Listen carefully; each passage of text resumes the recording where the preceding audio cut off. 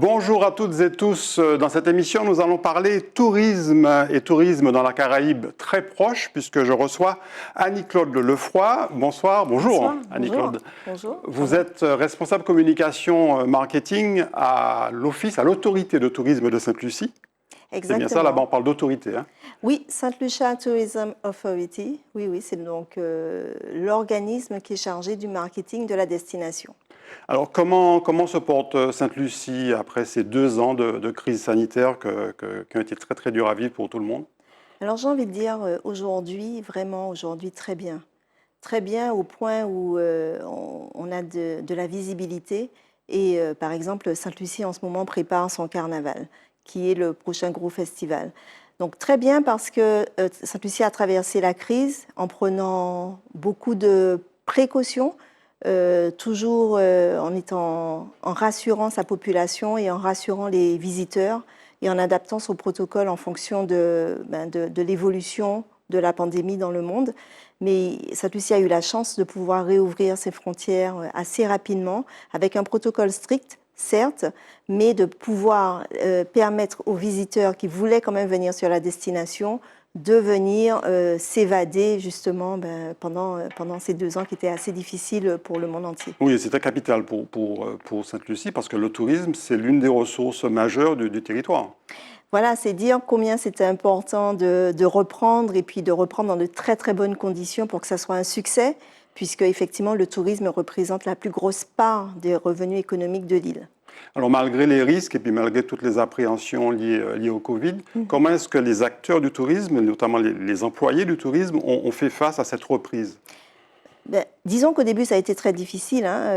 Et puis, quand il a fallu prendre les mesures pour sécuriser les hôtels et sécuriser aussi les employés, donc les hôtels ont mis en place ce qu'il fallait comme protocole à l'intérieur des hôtels, ont aussi demandé aux employés, ont formé les employés à la protection individuelle, et pour eux-mêmes et pour les invités, les touristes qu'on accueillait.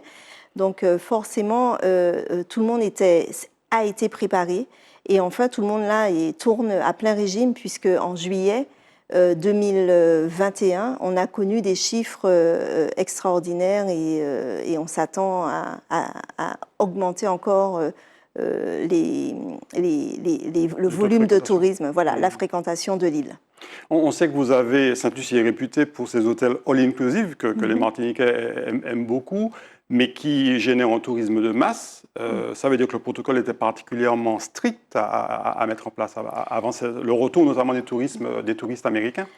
Alors, il était en plus... Ah oui, justement, en parlant de touristes américains, c'est très très important il a fallu communiquer sur les marchés américains et de dire, voilà, Sainte-Lucie fait partie des pays les plus sûrs où vous pouvez voyager sans problème. Donc, ça n'a pas été vraiment un souci que de les accueillir parce qu'ils étaient rassurés par le protocole mis en place dans chacun des établissements, et ça depuis l'aéroport en réalité, depuis même le protocole qui était demandé d'effectuer avant le départ.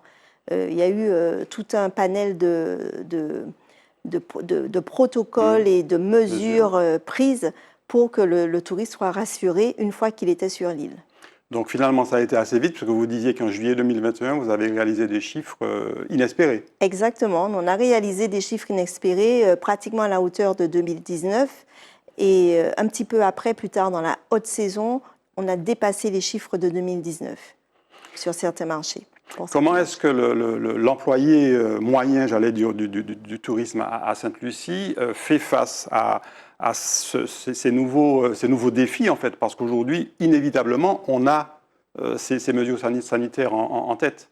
Avec beaucoup de courage, je dirais, parce qu'il s'agit pour eux de leur outil de travail.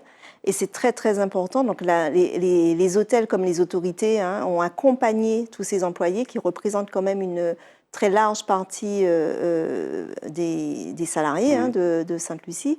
Donc, avec beaucoup de courage et avec beaucoup d'envie réellement de recommencer à accueillir le touriste, puisque c'est ça qui leur permet de subsister. Voilà.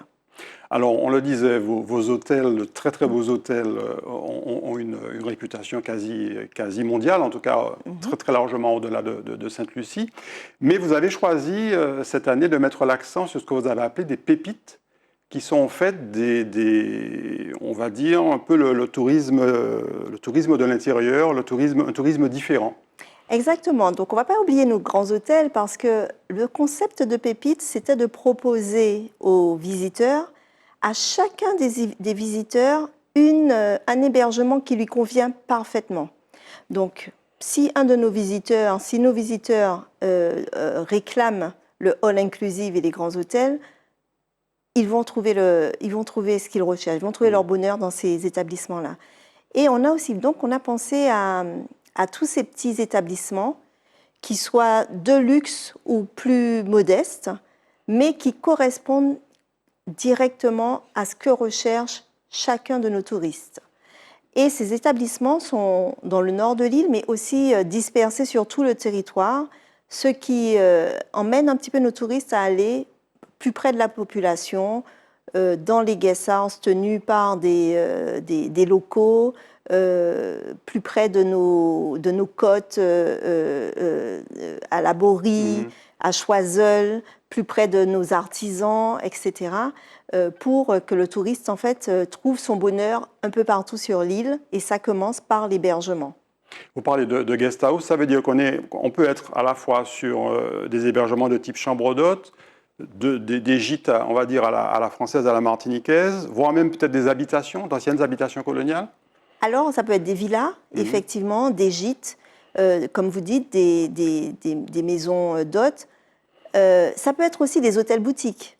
C'est-à-dire, voilà, ça peut être aussi du Jade Mountain. Alors, je ne sais pas si les gens ont en tête ce que c'est que le Jade Mountain, mais c'est un hôtel assez exclusif, extraordinaire, mais il est petit et il fait aussi partie des pépites, il fait aussi partie de l'établissement qu'on recherche absolument. Si on veut celui-là, il faut qu'on puisse le trouver, il faut qu'il soit visible pour tout le monde.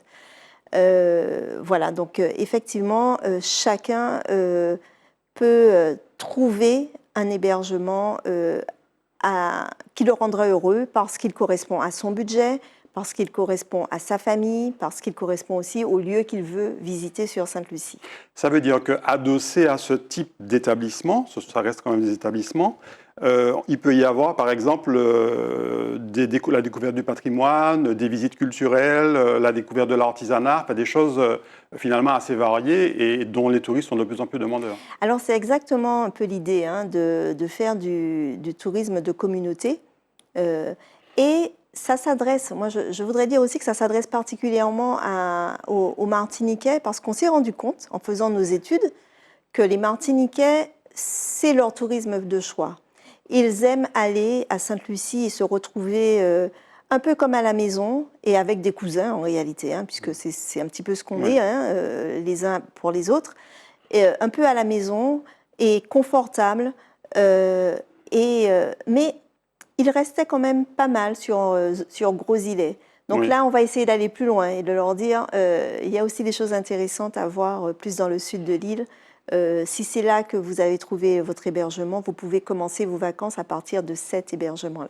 Vous m'avez rassuré, Gros-Îlet, les fameuses Friday Night existent toujours. Ça a recommencé. Ça a recommencé il y a 2 semaines, 2 ou 3 semaines maintenant, et ça a recommencé avec force. Et on a vu que tous les petits commerçants, justement, qui n'attendaient que ça et qui attendaient particulièrement aussi le retour des Martiniquais. Et quand ça a recommencé à la fin du mois d'avril, ça a été vraiment un grand succès. Et chacun était content, effectivement. Est-ce qu'à travers ce tourisme autour des pépites, il y a aussi, je dirais, des visites thématiques ou des choses qui sont organisées spécifiquement parce que c'est du tourisme de communauté? Alors, on se charge chaque année, en fait, de faire des festivals.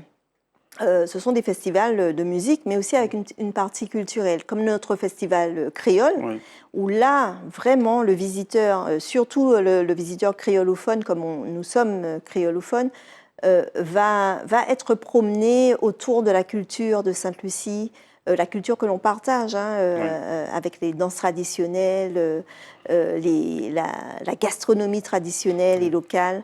Le créole, même s'il y a des différences. Bien sûr, le créole, où justement c'est ce qui nous rassemble le plus. Le touriste, il va être promené comme ça dans la culture de Sainte-Lucie, dans ce que Sainte-Lucie a de plus d'authentique. Est-ce que c'est véritablement un choix stratégique de l'autorité du tourisme de Sainte-Lucie que d'avoir aujourd'hui mis l'accent, puisque vos hôtels sont très connus, très réputés, sur ces fameuses pépites? C'est exactement un choix stratégique. C'est un choix de se dire, OK, et peut-être que c'est d'autant plus les 2 ans de pandémie où on a réfléchi et on s'est dit, bon, mais comment faire pour vraiment satisfaire chacun de nos visiteurs? Oui, c'est un choix aussi qui va bénéficier directement à la population sainte-lucienne et qui va permettre à chacun d'avoir un rôle à jouer dans l'économie du tourisme. C'est déjà un peu le cas, mais là, chacun pourra en tirer des bénéfices vraiment et rencontrer réellement cette économie sur son lieu de vie. Vous avez évoqué le carnaval, donc il aura bien lieu cette année. Oui. En quelle période? Toujours au mois de juillet? Voilà, toujours au mois de juillet. Le carnaval, ça faisait 2 ans qu'on l'attendait. Les conditions sont réunies cette année pour qu'il reparte. Donc le carnaval aura lieu du 7 au 19 juillet avec les traditionnels... l'activité, la première semaine, ce sont des activités hautement culturelles du carnaval, avec l'élection de la chanson du Calypso, le Soca Monarque, qui est le roi de la Soca du Calypso, le roi et la reine du carnaval, la reine du carnaval, Panorama aussi, un festival de musique pan. Oui, c'est très polyvalent en fait. Donc voilà, toute une première semaine hautement culturelle, et puis on va passer ensuite au temps un petit peu plus fort, avec des soirées qui sont de très très haute qualité, alors très très demandées par notre public aussi. Donc des soirées privées, des croisières en bateau privées aussi, enfin des fêtes extraordinaires. Et puis enfin, lundi, Monday and Tuesday Carnival, c'est lundi et mardi. Là, c'est la folie. Et là, c'est la folie dans les rues avec les costumes, les groupes extraordinaires. Il y en a presque une dizaine. Et il y a aussi un groupe invité de la Martinique, un groupe invité de la Guadeloupe qui participent, comme chaque année, au carnaval de Sainte-Lucie.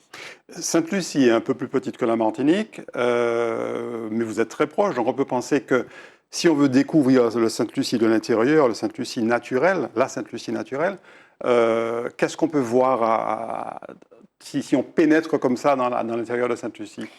Des rivières forcément? Alors des rivières, des cascades, et puis les pitons.